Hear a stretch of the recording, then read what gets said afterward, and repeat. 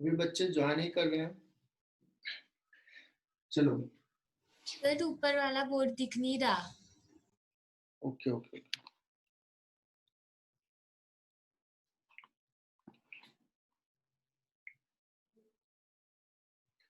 ठीक है। 26 बी में क्या है सवाल? बहुत सारे कैपेसिटर हैं।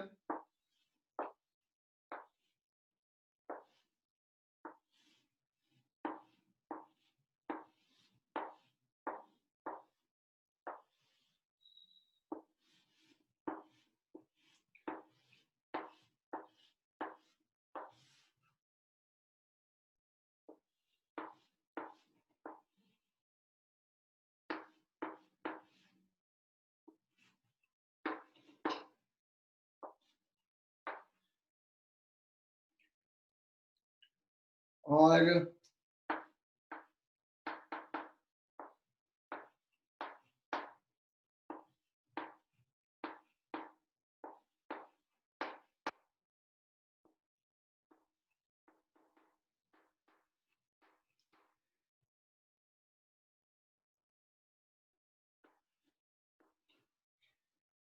this is the combination. You have to find equivalent capacitance between these 2 point A and B point. अब इसमें पहला तो ये होगा देखना कि क्या ये व्हीटस्टोन ब्रिज बैलेंस जैसा है। तुम कहोगे नहीं है।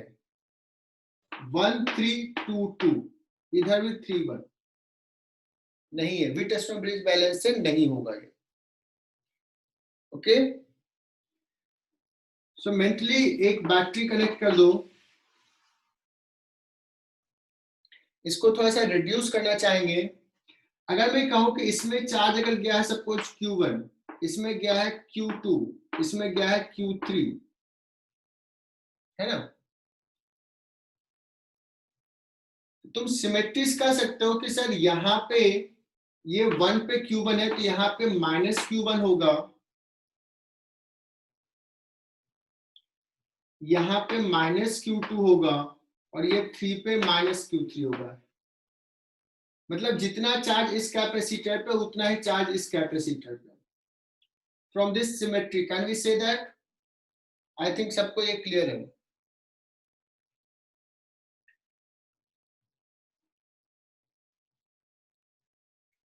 अब कॉन्सेप्ट यहाँ पे आता है कि देखो ये कैपेसिटर पे जितना चार्ज गया ये कैपेसिटर पे भी उतना ही चार्ज है, सेम चार्ज है इस पे और इस पे। यहाँ पे अगर +Q2 -Q2 +Q2 -Q2 that means इस कैपेसिटर या इस कैपेसिटर से कोई चार्ज इधर उधर नहीं गया है। दैट मीन्स ये सर्किट यहाँ कनेक्टेड हो या कनेक्टेड नहीं हो, there will be no difference. Sir एक बार ये पॉइंट दोबारा बताओ ना। मैंने कहा जितना चार्ज इस कैपेसिटर पे है सेम चार्ज इस कैपेसिटर पे है। दैट मीन्स चार्ज इधर इधर नहीं गया है। That means +Q2 -Q2 +Q2 -Q2। इस जंक्शन से चार्ज इधर इस तरफ नहीं गया है। सो ये पॉइंट कनेक्टेड हो या नहीं कनेक्टेड हो सेम चीज होगा। तो हम इसको ऐसे कर सकते हैं। ऐसा हम लोगों ने करंट इलेक्ट्रिसिटी में भी किया था, जंक्शंस को ओपन कर दिया था। कुछ याद आया कि नहीं आया?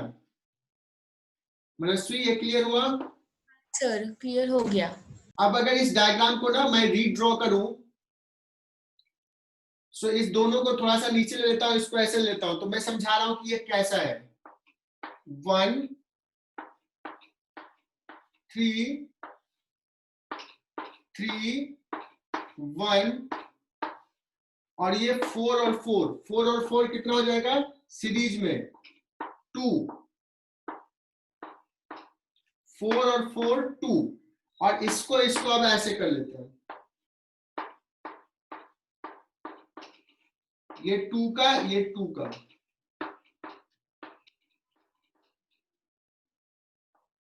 1 3 3 1। क्या ये सेम है, क्या आइडेंटिकल है, ये रियलाइज हुआ ये? आई होप कि ये रियलाइज हो गया होगा कि इसको हम ऐसे लिख सकते हैं तो ज्यादा अच्छे समझ में आ जाएगा। एंड देन हम लोगों ने तो इसको निकालने के लिए सीखा ही था, इसका इक्विवेलेंट कैपेसिटेंस। ये व्हीटस्टोन ब्रिज बैलेंस नहीं है। लास्ट लेक्चर या लास्ट टू लास्ट लेक्चर बहुत फोकस किया था इस पे। हाँ सर, हो जाएगा अभी। 2-3 मेथड हमने बताया था इसको सॉल्व करने का। Point potential method, charge distributions, और एक और क्या बताया था Manasvi? Star delta method. Star delta method. जिसको दिमाग नहीं लगाना है, अपना दिमाग बचा के रखना है, वो स्टार डेल्टा लगाना है। चलो सर तो 23rd वाला भी बता दो ना। 23rd वाला भी बता देते हैं। तो इसको मिटा दूं? किसी को दिक्कत? अपूर्व 2 बाबुल? Minute sir.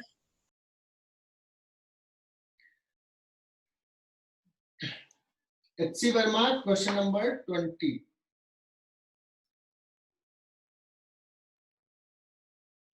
सारे कैपेसिटर सेम वैल्यू का है, C equal to 5 microfarad and this V equal to 50 volt.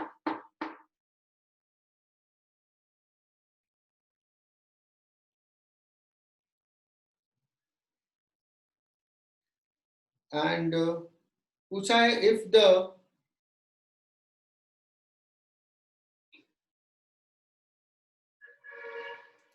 how much charge will flow through AB if the switch is closed। इसको अगर क्लोज किया तो कुछ AB ये यहां पॉइंट है,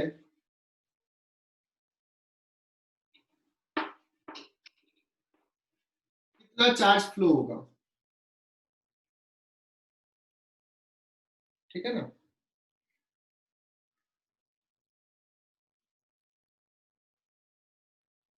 तो बहुत सारे तरीके से सोच सकते हो।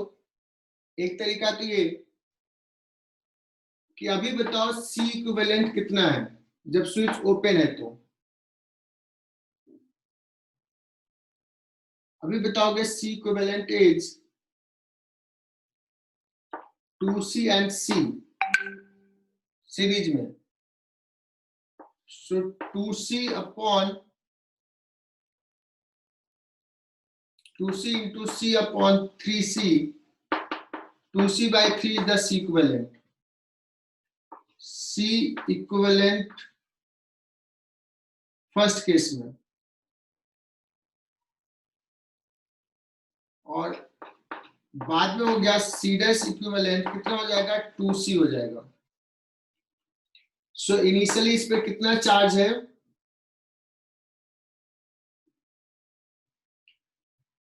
ये कैपेसिटर को मिला लो, या जो भी यहाँ पे चार्ज इनिशियली था, that is 2C by 3 into V, ये था QI, और फाइनली QF। इस पे कितना हो जाएगा? जब इसको स्विच क्लोज कर दिया तो ये सर्किट शॉर्ट सर्किट हो गया, सॉरी ये कैपेसिटर ये शॉर्ट सर्किट हो गया, दैट मीन्स ये और ये सिर्फ रह गया।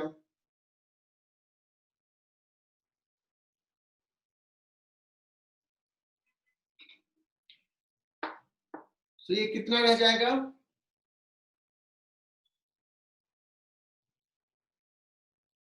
C और C 2C, so QF will be 2C into V।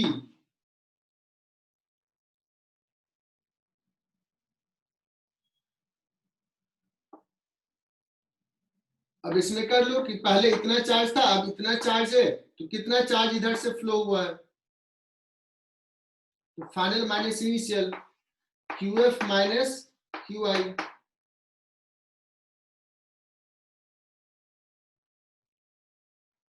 ठीक है, कितना आ जाएगा ये? 2CV minus 2C by 3V, 4CV by 3। क्या सही आंसर है या कुछ गलत कर रहे हैं?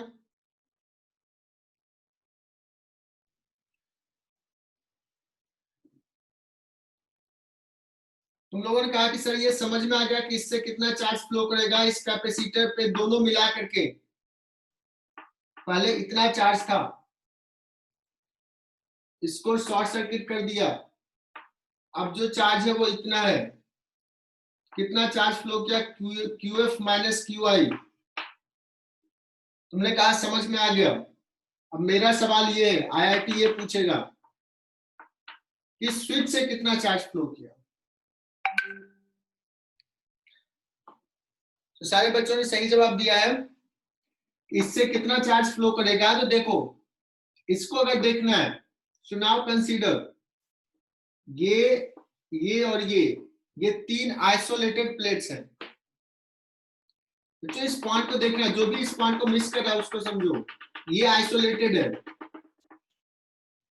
और अभी टोटल चार्ज 0 था। कब? स्विच जब ओपन है। आइसोलेटेड मतलब टोटल चार्ज 0 था, लेकिन जैसे ही क्लोज किए ये तो हो गया शॉर्ट सर्किट,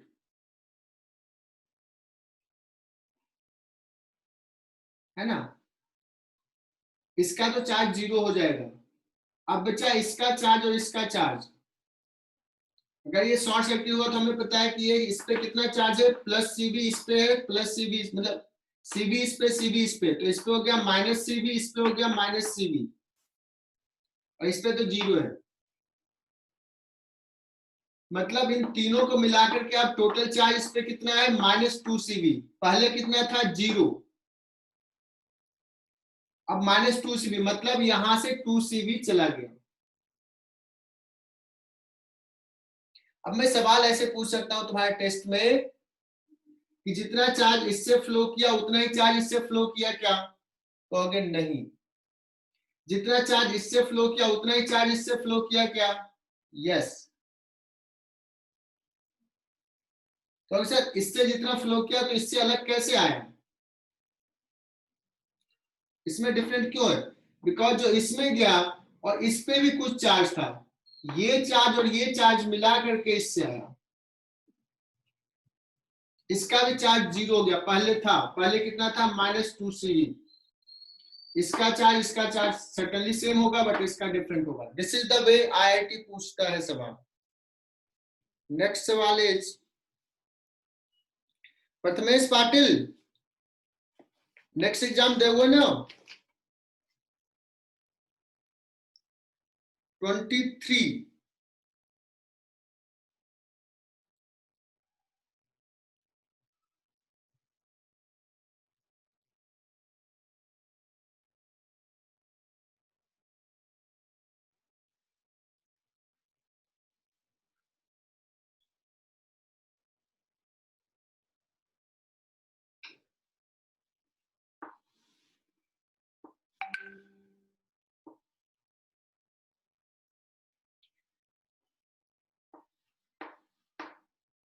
(22) भी है, पहले 23 कर लेते हैं। मनस्वी का पूछा है 23। पैरेलल प्लेट कैपेसिटर है, यहाँ पे एक इलेक्ट्रॉन्स को रिलीज किया, यहाँ पे एक प्रोटॉन्स को रिलीज किया है। ये सपोज पॉजिटिवली चार्ज है, ये निगेटिवली चार्ज है। इलेक्ट्रिक फील्ड इधर है, प्रोटॉन जो होगा वो इधर जाएगा, इलेक्ट्रॉन्स इधर जाएगा। ये है 2 सेंटीमीटर। पूछ रहा है ये कितना डिस्टेंस पे थ्रो किया है, छोड़ा है। तो बच्चों दोनों पे फोर्स तो सेम लगेगा, मास सबका अलग है। तो acceleration of the electron is equal to mass of the electrons, acceleration of the proton is equal to F by mass of the proton. Constant होगा, है ना। तो क्या लिखोगे, x is equal to, x distance पर अगर छोड़ा है ये electrons, x is equal to half acceleration of the electrons into t square.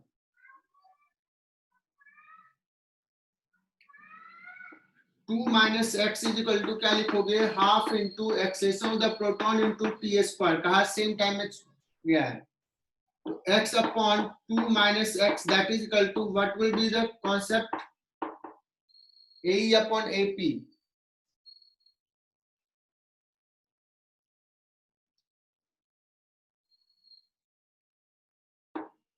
ये किस पे डिपेंड करेगा? MP upon ME। ये हो जाएगा। अब ये कैलकुलेशंस होगा। क्या आंसर दिया है? क्वेश्चन नंबर 23 वैल्यू पुट कर दोगे आ जाएगा।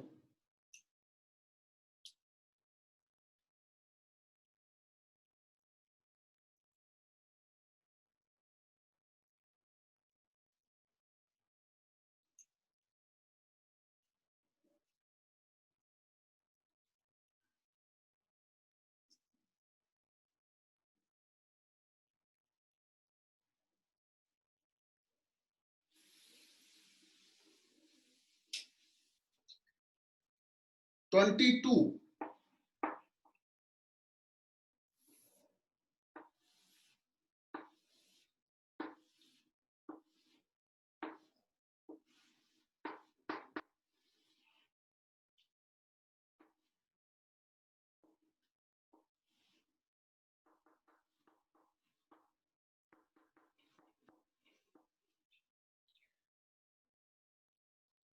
दो कैपेसिटर सीरीज में कनेक्टेड। अगर मैं पूछूं यहाँ पे इलेक्ट्रिक फील्ड ई है तो इसमें भी इलेक्ट्रिक फील्ड ई होगा क्या?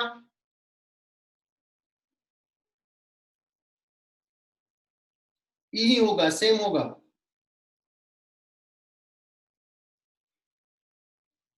क्यों सेम होगा? बिकॉज चार्जेस सेम है ना? तो इन दैट केस हम लोग क्या कहेंगे? E into D1 plus E into D2 that is equal to V।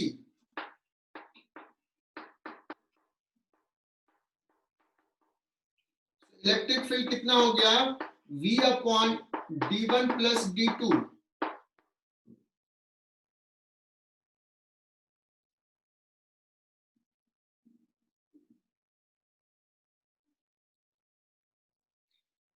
और इसमें डायग्राम में थोड़ा सा गड़बड़ी दिख रहा है, मतलब उतना अच्छे से नहीं दिया हुआ है। लैंग्वेज में लिखा है कि ये बीच से सेंट्रल लाइन से थ्रो किया है। इलेक्ट्रॉन्स कैसे जाएगा बच्चों? Electrons will move like this. इस डायरेक्शन में उसका डिफ्लेक्शन होगा। क्यों होगा? बिकॉज इलेक्ट्रिक फील्ड का फोर्स लग रहा है। तो कह रहा है कितना मिनिमम स्पीड से इसको इधर थ्रो करें इलेक्ट्रॉन्स को, सो दैट कि इसको टच ना करे। मान लो ये लेंथ L है, ये लेंथ L है। L L डिस्टेंस ट्रेवल करने में इसका इस डायरेक्शन का वेलोसिटी v, तो L बाय v हो जाएगा। This is the time. ये minimum velocity v, small v लिख लेता हूं। This is the time. इतने टाइम में ये इधर इतना डिस्टेंस ही जाना चाहिए। That means half E into E upon M, ये हो गया एक्सेलेरेशन, इंटू टी स्क्वायर, ये t, that should be less than d1 by 2।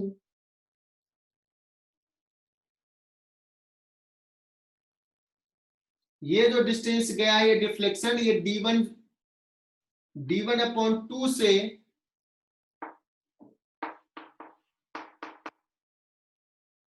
ये डिस्टेंस d1 अपॉन 2 से छोटा होना चाहिए। अगर बड़ा होगा तो कहीं यही कोलाइड कर जाएगा। तो 22 सम्स, आई होप कि सबको क्लियर है। सर दोबारा बताओ। अरे तूने तो पूछा ही नहीं डाउट ये वाला।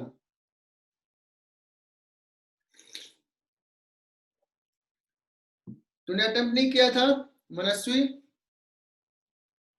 नहीं सर। तब तो समझ में नहीं आएगा।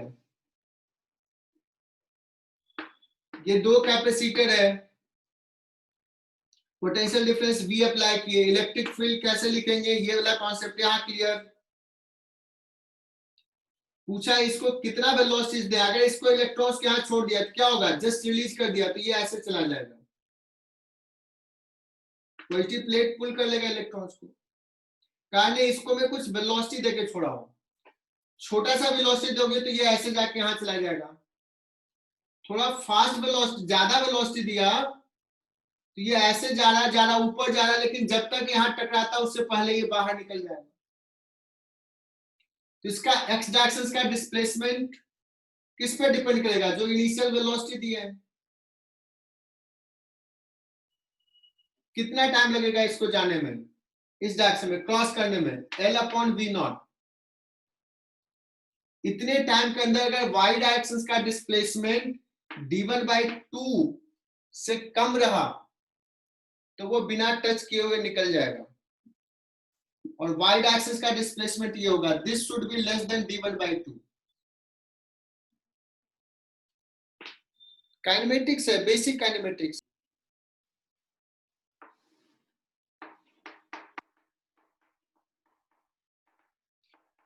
इसको हमने कहा था बच्चों, ये है इंसुलेटर।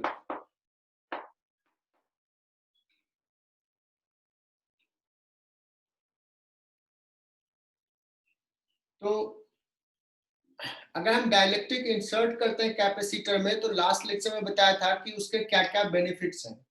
सबसे इंपॉर्टेंट बेनिफिट तो हमने ये बताया था कि उसके मैकेनिकल प्रॉब्लम को सॉल्व करता है, कि कैसे कैपेसिटर बनाए, कैसे इस गैप को फिक्स्ड गैप रखें। That is in fact big deal. ठीक है बच्चों, ये एक डाइलेक्ट्रिक प्लेट है। डाइलेक्ट्रिक का मतलब कह दिए कि insulator, that means there are no free electrons, all electrons are bound electrons. So अगर हमने यहाँ पे इलेक्ट्रिक फील्ड अप्लाई किया, अगर ये कंडक्टर होता है तो चार्जेज इलेक्ट्रॉन्स मूव करते हैं, फ्री इलेक्ट्रॉन्स, और सरफेस पे चार्ज डिस्ट्रीब्यूट हो जाता, और ऐसे डिस्ट्रीब्यूट होता कि अंदर में फील्ड जीरो होता। बट ये तो इंसुलेटर है। तो क्या यहाँ पे कुछ चेंज आएगा? एक्चुअली यहाँ भी कुछ चेंज आएगा, चार्जेस मूव तो नहीं करेंगे, लेकिन कुछ अलाइनमेंट होगा। जैसे ये अगर मॉलिक्यूल्स बना है, ये जो डाइलेक्ट्रिक है वो पोलर मॉलिक्यूल से बना हुआ। दो हो सकता है, या तो पोलर मॉलिक्यूल्स हो सकता है, इंसुलेटर है, so there will be two case.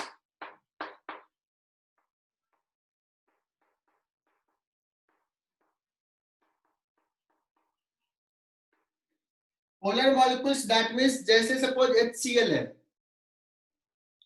तो H पे स्लाइटली पॉजिटिव चार्ज, Cl पे स्लाइटली नेगेटिव चार्ज, एक डायपोल है वो, मॉलिक्यूल्स में एक डायपोल मोमेंट है। सो अगर कोई इलेक्ट्रिक फील्ड नहीं है और पोलर मॉलिक्यूल से बना हुआ है, तो एक का डायपोल मोमेंट सपोज ऐसा है, दूसरे का ऐसा होगा, तीसरे का ऐसा होगा, चौथे का ऐसा होगा, अलग अलग डायरेक्शन में रैंडमली ओरिएंटेड होगा।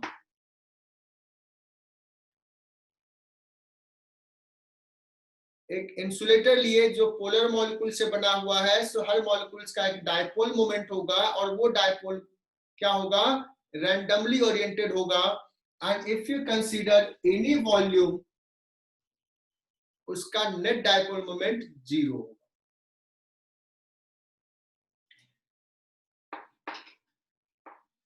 in absence of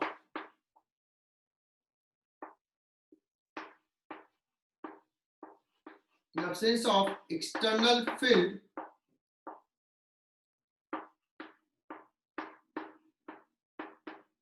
in absence of external electric field,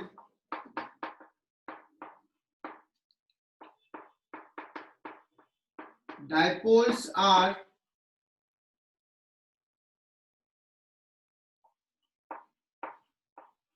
randomly oriented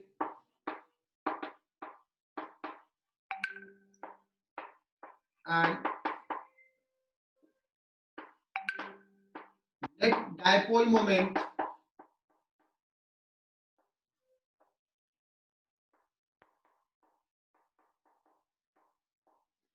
any volume will be 0। ये जो वॉल्यूम लिख रहा है वो एटॉमिक लेवल का वॉल्यूम नहीं, माइक्रो वॉल्यूम,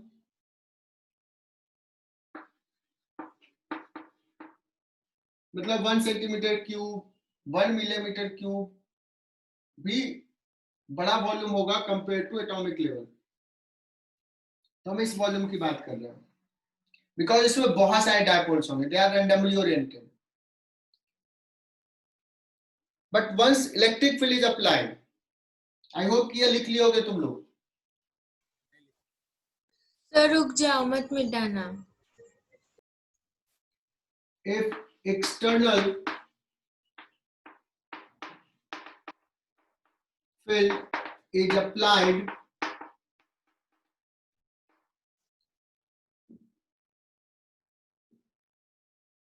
अगर एक्सटर्नल फील्ड अप्लाई किए तो सारे डायपोल्स पे टॉर्क लगेगा,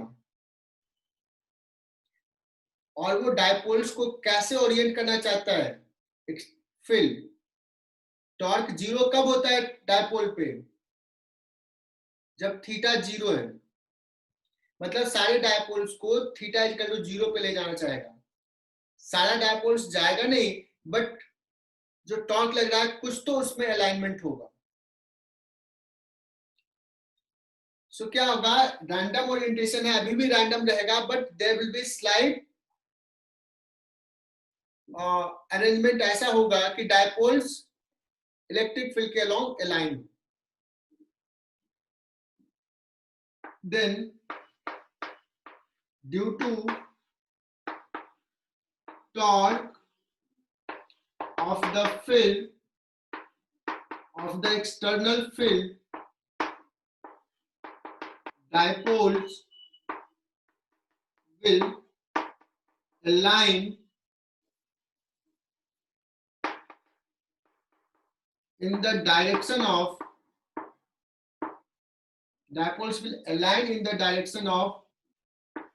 the field.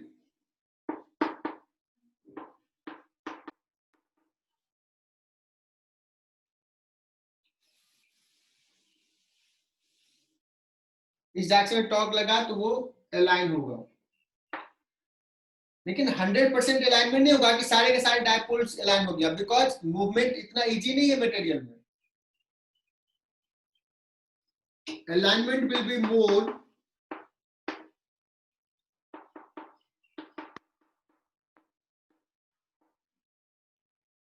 if external field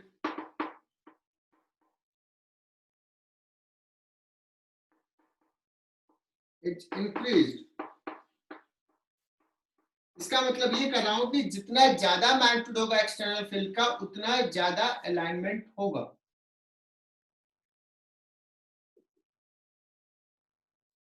More and more molecules will start aligning in this direction as electric field is increased. So in that case, what will be the situation? मैं diagram अच्छी तरह तुम draw कर सकते हो।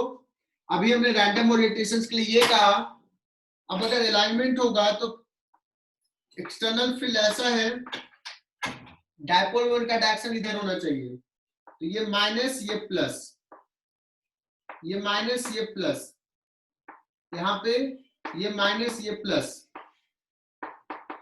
लेकिन ऐसा नहीं कि सारे अभी ऐसा ही अलाइन होगा, थोड़ा सा डेविएशंस भी होगा, किसी का ऐसा होगा, एक आध ऐसा भी होगा, लेकिन मोस्टली इधर होना शुरू हो जाएगा।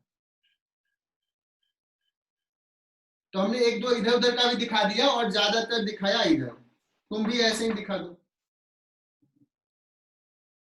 अब एक्सटर्नल फील्ड जो अप्लाई किया उसके कारण तुम देखो क्या हो रहा है। If you look at this layer, the first layer, most of the dipole का निगेटिव पार्ट जो है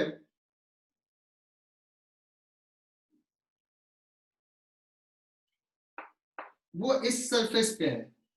सो कैन यू से कि सर इस सरफेस पे ना ओवरऑल एक निगेटिव चार्ज डेवलप हो जाएगा। और ये देखो तो मोस्ट ऑफ द पार्ट का ये पॉजिटिव टर्म है, तो इस पे एक ओवरऑल इस लेयर पे, इस सरफेस पे पॉजिटिव चार्ज होगा। बट स्टिल अगर तुम यहाँ पे कोई वॉल्यूम कंसिडर करोगे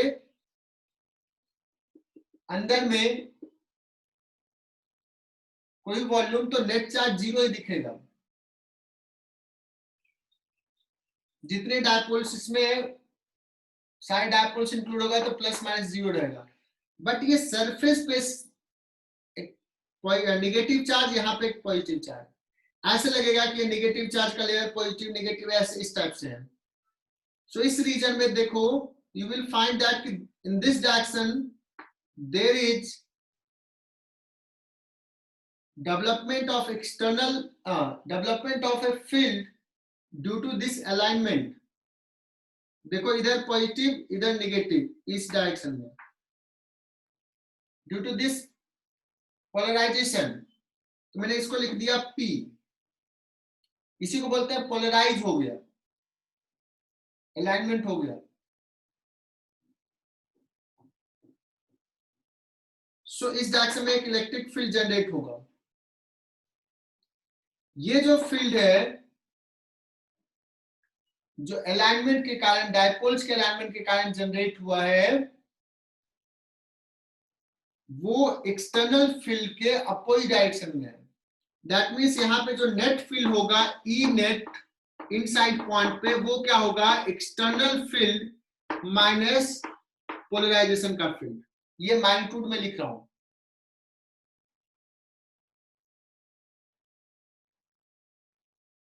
मैग्नीट्यूड में लिखा इसलिए माइनस लिखा, अदरवाइज वेक्टर में लिखेंगे तो प्लस ही लिखेंगे। सिर्फ ये होगा पोलराइजेशन के कारण इधर होगा, अपोजिट हो जाएगा, निगेटिव आ जाएगा। So external field suppose E not लगाया है, ई नॉट, ई नेट जो आ जाएगा ई नॉट माइनस ई पे, दैट मीन्स ई नेट जो होगा that is less than external field. और ये मानते हैं कि कुछ कम हो गया, तो ई नेट कितना कम हुआ है, सो वो सपोज ई नॉट का के फैक्टर हो गया, इक्वल लिख रहा हूं, लेस है ई नॉट बाई के हो गया, के इज ग्रेटर देन 1, के इज ग्रेटर देन 1।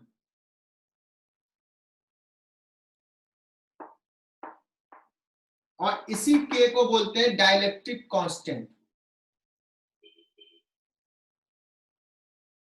सो कितना फैक्टर से कम हुआ वो उसका डाइलेक्ट्रिक कांस्टेंट कहलाएगा, के इज ग्रेटर देन 1। बताओ यहां तक समझ में आया क्या?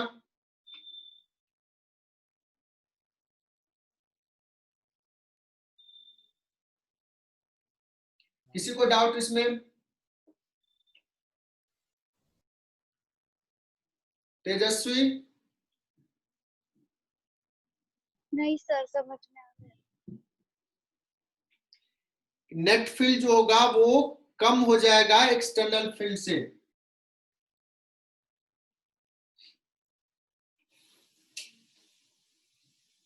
शाही देशाले, शाही कनेक्टेड है या नहीं है?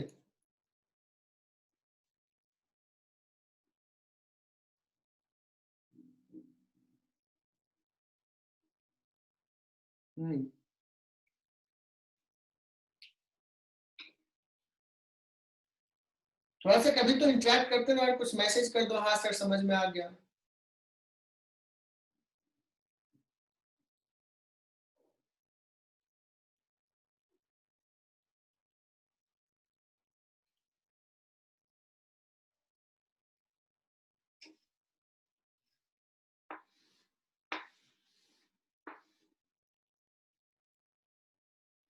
Electric field E naught by के हो जाएगा। अगर मैं पूछूं कि ईपी का वैल्यू कितना होगा, अगर हम लोग के टर्म में लिखे तो कहोगे E naught minus EP that is equal to E naught by K. So polarisation के कारण जो आएगा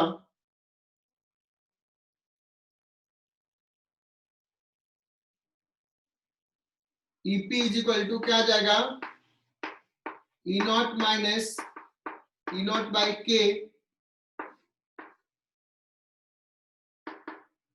1 minus 1 by K into E naught. If I ask you to write this in terms of vector form, so EP will be equal to minus of 1 minus 1 by K into E naught. Is it clear?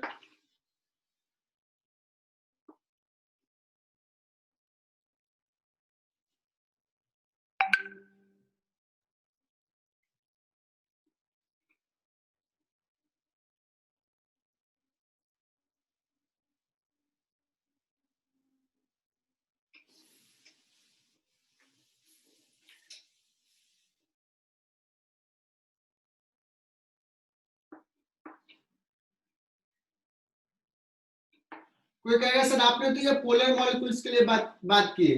अगर ये dielectric non polar molecule से बना हुआ है,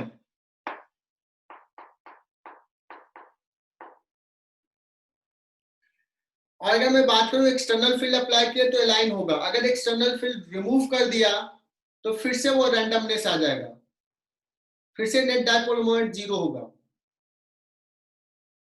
लेकिन अगर हम external field apply किए तो कोई भी वॉल्यूम में अगर ये वॉल्यूम में लेंगे तो इसका एक नेट डायपोल मोमेंट इधर होगा, किधर? In the direction of electric field. अगर एक्सटर्नल फील्ड लगा हुआ है E naught, if you consider any volume inside the material, that volume will have a net dipole moment in this direction.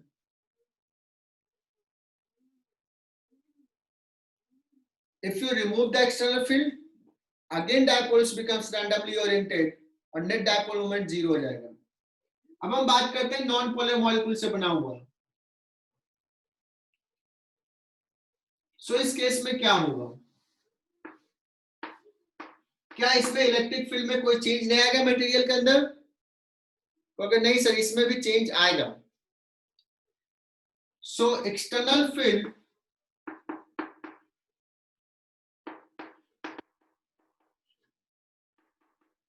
induces temporary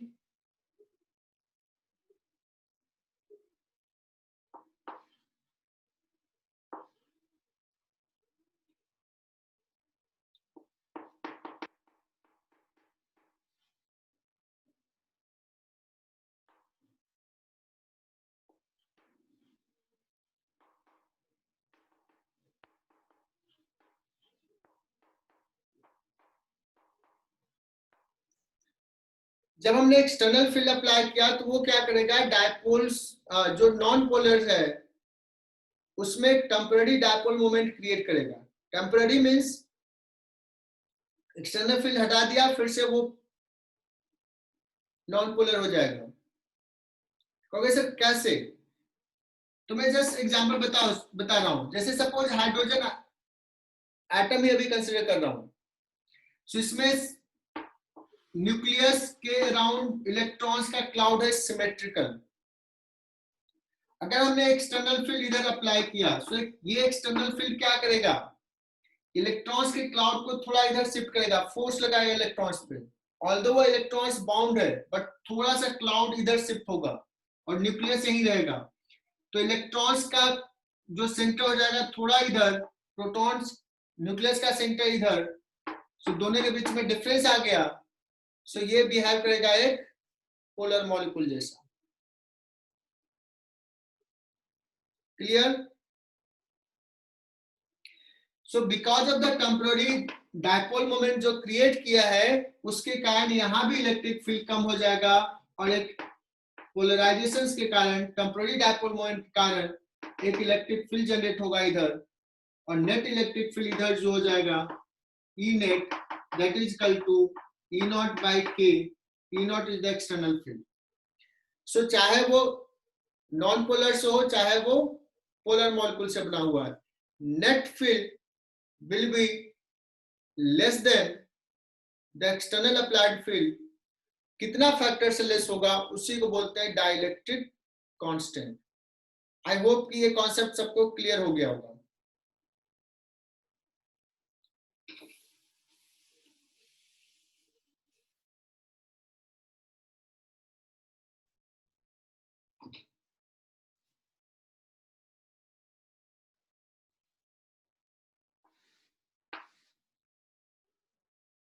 so capacitor में हमने लिया metal plate है, dielectric put कर दिया, इस पे चार्ज Q है suppose, इस पे माइनस Q, मेटल डाइलेक्ट्रिक पे ये माइनस QP आया।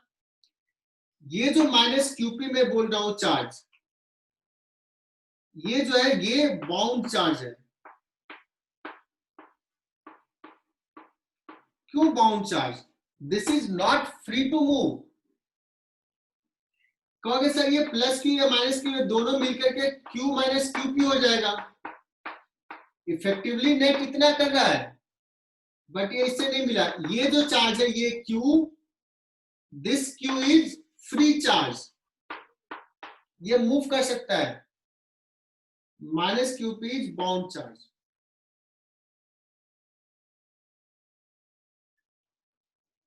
ये जो EP हमने लिखा है, EP कितना होगा तो लिखोगे QP upon A epsilon not. और EP हमने कुछ देर पहले डिराइव किया था, कितना डिराइव किया था? E not into 1 minus 1 by K।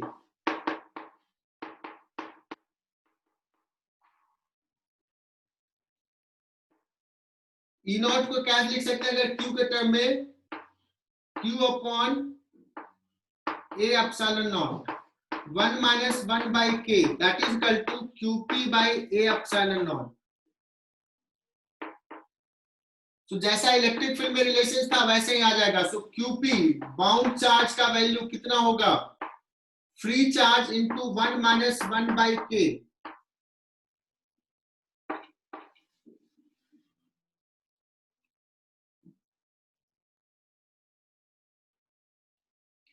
So I hope कि यहां तक क्लियर हो गया होगा बच्चों। सो नेक्स्ट हेडिंग डालो, effect of dielectric on it's capacitance.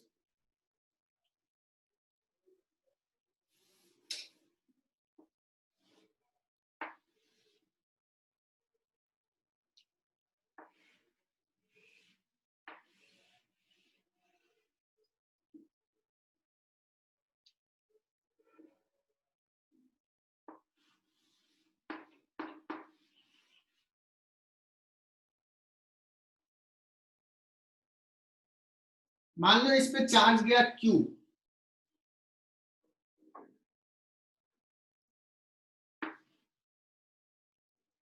यहां पे इलेक्ट्रिक फील्ड है,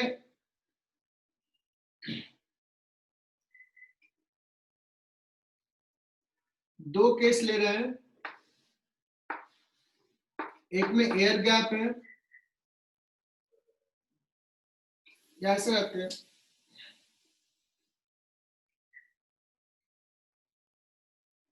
Q चार्ज और यहाँ पे इलेक्ट्रिक फील्ड कितना हो जाएगा बच्चों? Net electric field E net is equal to आ जाएगा Q upon A epsilon naught. इतना होता अगर डाइलेक्ट्रिक नहीं होता तो, बट डाइलेक्ट्रिक है तो ये हो जाएगा। So what is the potential difference V? So V is equal to E net into ये डिस्टेंस है D, इतना into D, that means Q by K A epsilon naught into D। So Q is equal to K A epsilon naught upon D into V. Q is equal to, that means यहां से ये दिखा कि ये जो term है Q is equal to C into V. So this is C. So C is equal to क्या आ गया? K A epsilon naught, K into epsilon naught A by D. That means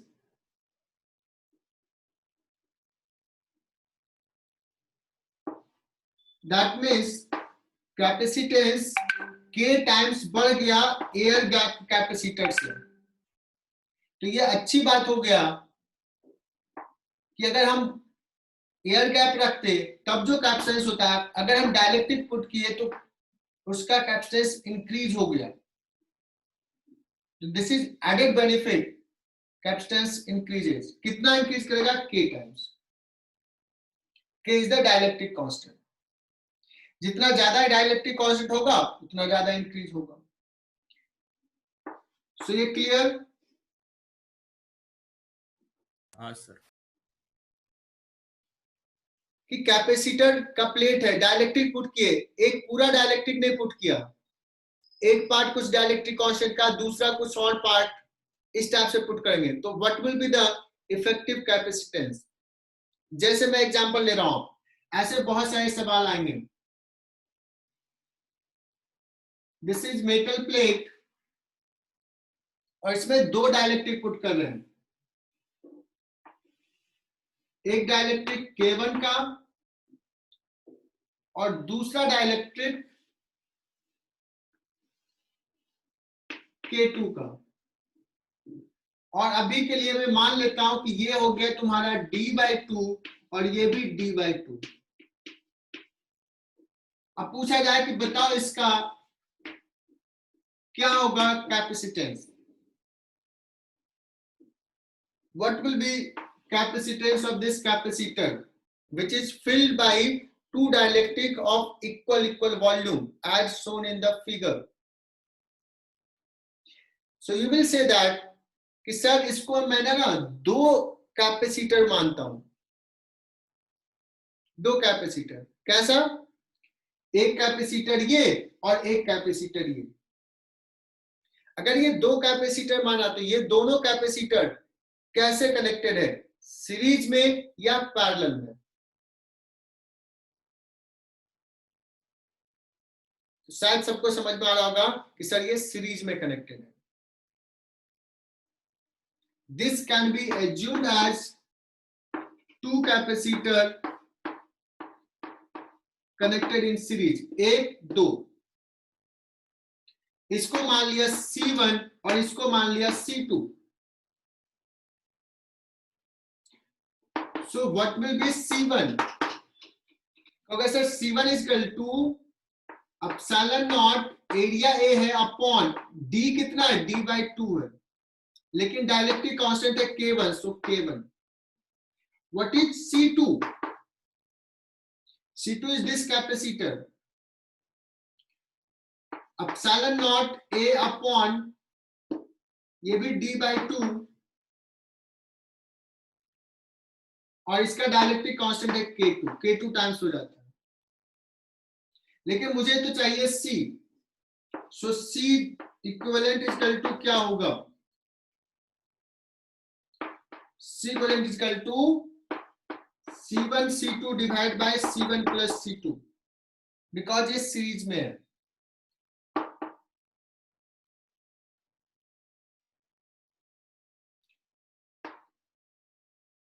to epsilon naught A by D, two epsilon naught A by D एक common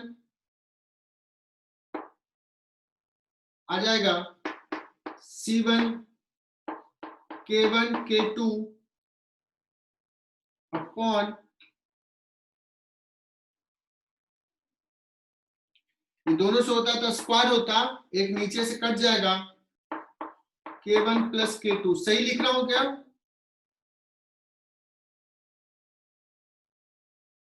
calculate करके देखो, ये C1 C2 का value put कर दो, सो आ जाएगा epsilon naught A by D 2 K1 K2 divide by K1 plus K2।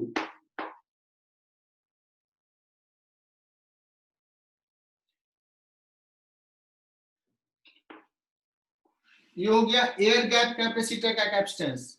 ये dielectric put किया तो ये होगा। यहां से बच्चों हम एक और चीज बता सकते हैं कि ये दो डाइलेक्ट्रिक के जगह पे अगर हम एक ही डाइलेक्ट्रिक पुट करते, एक ही डाइलेक्ट्रिक, तो उस डाइलेक्ट्रिक का क्या वैल्यू होता कि ये सेम रिजल्ट प्रोड्यूस करता, सेम कैपेसिटेंस होता।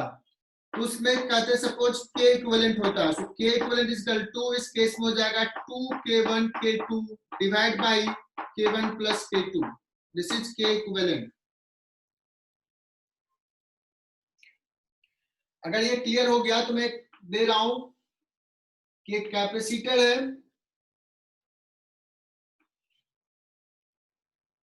जिसमें एक डाइलेक्ट्रिक पुट किया D/3 का,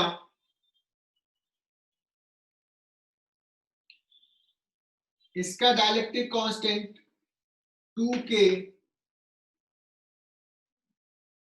और एक दूसरा डाइलेक्ट्रिक पुट किया है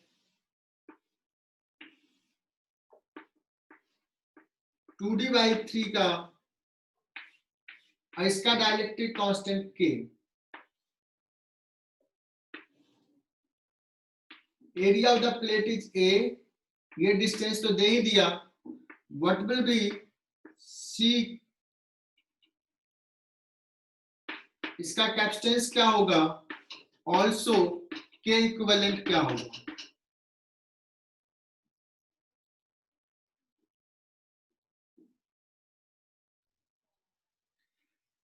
तो देखो यहां पे क्या मान लेंगे कि इसको C1 मान लिया या C2 मान लिया।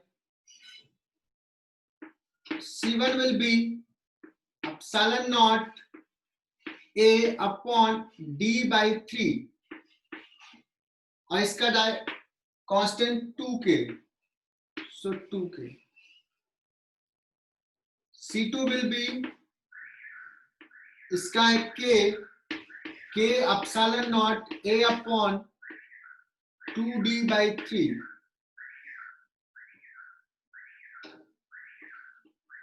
C equivalent is equal to C1 C2 divided by C1 plus C2. This is equal to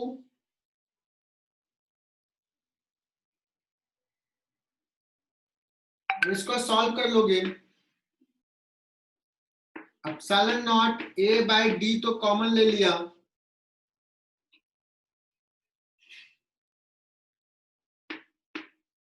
तो जाएगा 6k इंटू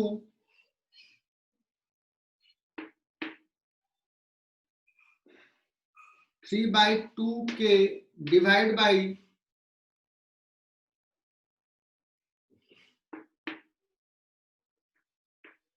6k प्लस 3/2।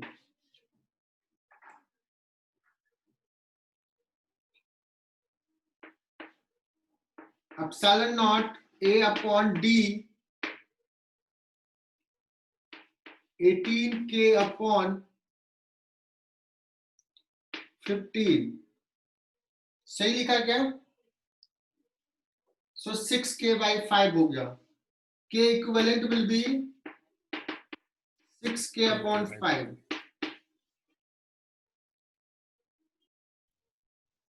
एक सेकेंड, जो K equivalent आया था ना वो 2k1 k2 divide by k1 plus k2 कब आया था? ये तब आया था जिस केस में हमने हाफ k1 और हाफ k2 का पुट किया था। दिस इज द वे कि यही डिफिकल्टीज है तुम लोगों के साथ। हमने उस केस के लिए डिस्कस किया कि ये D/2 है, ये D/2 है। अभी हमने क्या पुट कर दिया, ये D/3, ये 2D/3। और C इक्विवेलेंट कैसे बताया उस समय? K इक्विवेलेंट, C इक्विवेलेंट आया था एप्सिलॉन नॉट A/D, और यहां पे कुछ आया, जो यहां पे आया वही K इक्विवेलेंट। हाँ सर, समझा। क्लियर हुआ? हाँ सर। ये फॉर्मूला कब है? ये फॉर्मूला याद नहीं करना है, ये तब था जब हाफ हाफ था। मनस्वी क्लियर? हाँ सर। पक्का ना? कुछ तो गड़बड़ी है हाँ। मेरे पढ़ाने में।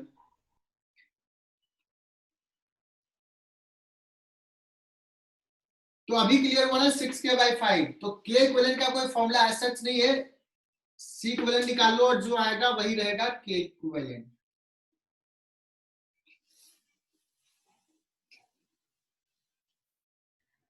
के इक्विवेलेंट का मतलब क्या हुआ, एक बार और बता देता हूं कि यहाँ पे जो ऐसा था और ये इसके जगह पे एक ही पुट करते के इक्विवेलेंट का, तो आंसर होता के equivalent epsilon not a by D, ये होता हमारा सी। लेकिन सी आ रहा है इतना, मतलब के इक्विवेलेंट ये होगा।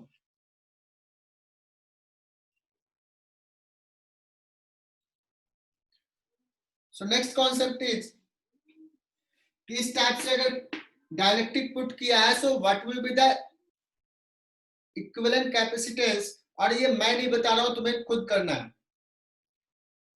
इसको मान लिया कि ये C1 है, इसको मान लिया ये C2, दो कैपेसिटर कैसे कनेक्टेड है, कौन बताएगा? श्रेया सोनावने कैसे कनेक्टेड है?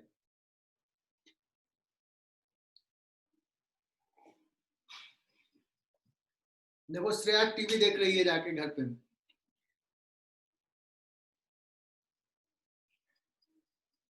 शांतनु एकदम सही बताए। Tanusha,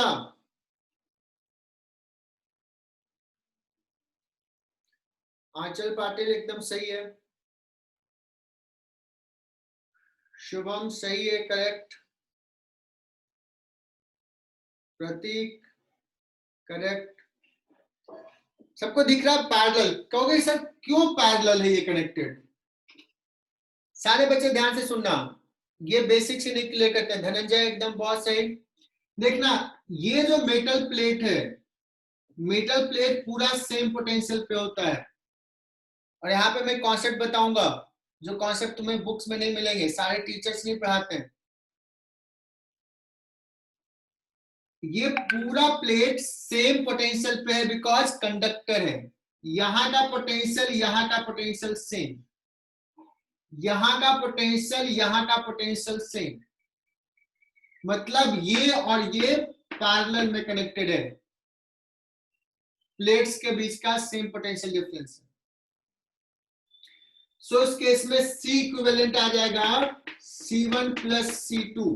what will be C1?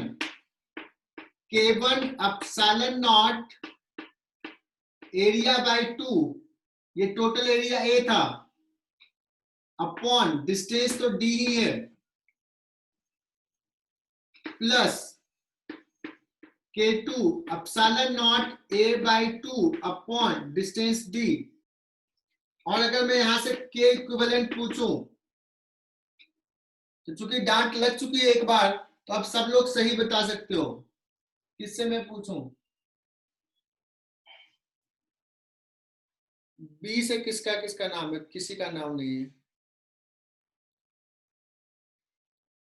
Neeraj, Neeraj mic on करके बताना, व्हाट विल बी के इक्विवेलेंट?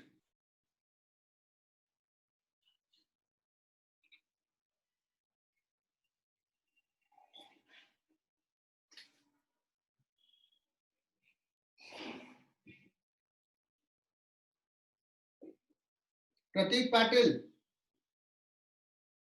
शुभम सही है, आंचल पाटिल थोड़ा सा मिस्टेक कर दियो, किरण कर्नाड सही है।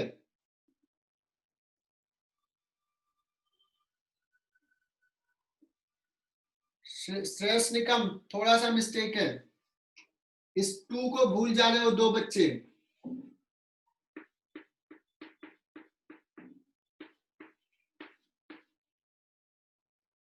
Dhananjay correct, Shritosh correct.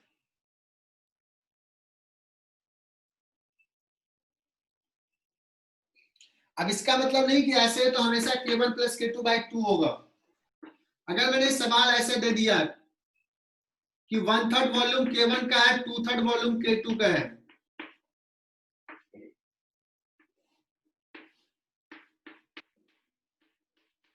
ऐसा है कैपेसिटर 1/3 वॉल्यूम, मतलब ये क्रॉस सेक्शन एरिया जो है वो A/3 रहेगा और ये 2A/3 रहेगा, तो अलग हो जाएगा। ऐसे ही लिखेंगे, एरिया लिखेंगे A/3, यहां पे लिखेंगे 2A/3, उसके अकॉर्डिंगली आएगा। सो कोई ये रखने वाली बात नहीं है।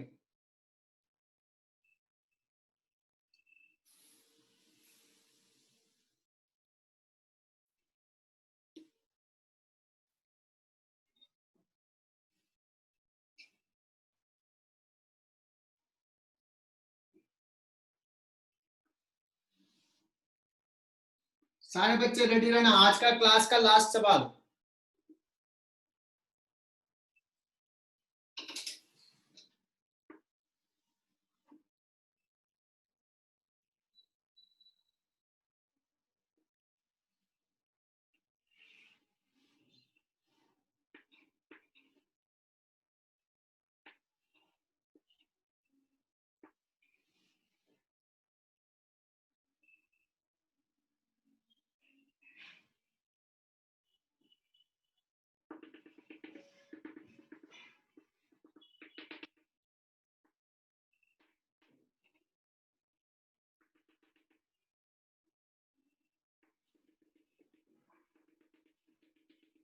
सारे बच्चे ड्रॉ करें, और ये जो समझा रहा हूं ये कोशिश करो समझने का। ये कॉन्सेप्ट बैटरी कनेक्टेड है, कैपेसिटेड है, दो डाइलेक्ट्रिक फील्ड है।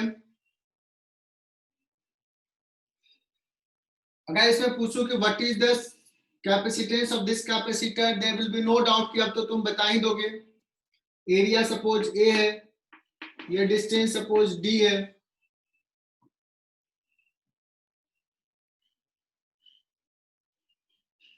मैं पूछूं what is the charge on this plate, capacitor plate, बहुत ही सिंपल से कहोगे sir C equivalent into V not.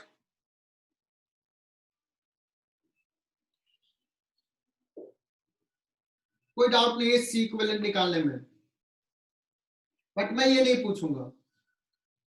मैं पूछता हूं कि यहां पे इलेक्ट्रिक फील्ड है E1 और यहां पे इलेक्ट्रिक फील्ड, इस पॉइंट पे इलेक्ट्रिक फील्ड है E2। और सारे बच्चे जवाब देना जिसको जो जो समझ में आ रहा है। E1 अपॉन E2 क्या होगा? इसका डाइलेक्ट्रिक कांस्टेंट 2K, इसका डाइलेक्ट्रिक कांस्टेंट K क्या होगा? देखते हैं कितने बच्चे सही जवाब देते हैं। टेक योर टाइम, 1 मिनट ले लो, 2 मिनट ले लो, बट सही जवाब दो। चलो, बहुत सारे बच्चों ने जवाब दिया, कुछ बच्चों ने सही किया, कुछ बच्चों ने गड़बड़ किया। और ये कॉन्सेप्चुअल सवाल है, इसको भी समझ लेना और कभी मत भूलना। It's answer is 1। 1 is correct answer.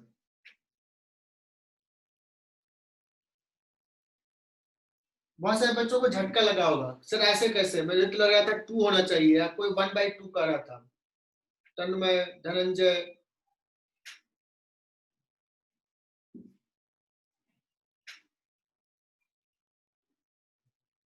देखना, अगर मैं यहां से यहां चलूं, यहां से यहां चलूं, अगर इलेक्ट्रिक फील्ड E2 है, मान लिया E2 into D, E2 into D किसके बराबर होगा? V0 के बराबर होगा, बिकॉज इस पॉइंट और इस पॉइंट के बीच का पोटेंशियल डिफरेंस V0 है। यहां से यहां चले, E1 इंटू डी, ये भी कितना होगा? V0 के बराबर होगा। तो ये ऑप्शन क्लियर है कि E1 is equal to E2 होगा। लेकिन तुम्हारे मन में डाउट्स आ रहा होगा, बच्चों इस लॉजिक में कोई गड़बड़ी नहीं है, दिस इज करेक्ट, बट तुम्हारे मन का डाउट भी क्लियर करता हूं। ओके सर, आपने तो बताया था कि यहाँ पे डाइलेक्ट्रिक कांस्टेंट K है, तो वो होना चाहिए था E0 बाई K। यहाँ पे होना चाहिए था E2 equal to E0 by 2K, और दिस बाई दिस करोगे तो 2 होना चाहिए। ये तुम लोग पूछोगे।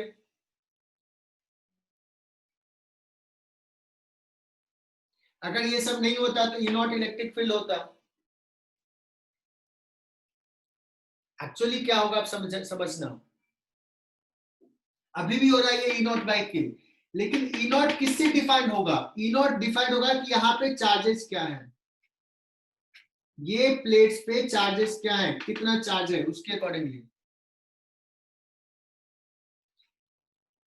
एक्चुअली यहाँ पे चार्ज डेंसिटी जो होगा इस सरफेस पे, इस प्लेट के सरफेस पे, यहाँ पे फ्री चार्ज डेंसिटी और यहाँ पे फ्री चार्ज डेंसिटी डिफरेंट हो जाएगा। मतलब चार्जेस तो मेटल के सरफेस पे मूव कर सकते हैं। अगर ये दोनों नहीं होता तो ये पूरे प्लेट पे हर पॉइंट पे सेम सरफेस चार्ज डेंसिटी होता, लेकिन ये अलग अलग डायइलेक्ट्रिक यहां पुट कर दिया है तो यहां का सरफेस चार्ज डेंसिटी और यहां का सरफेस चार्ज डेंसिटी डिफरेंट होगा।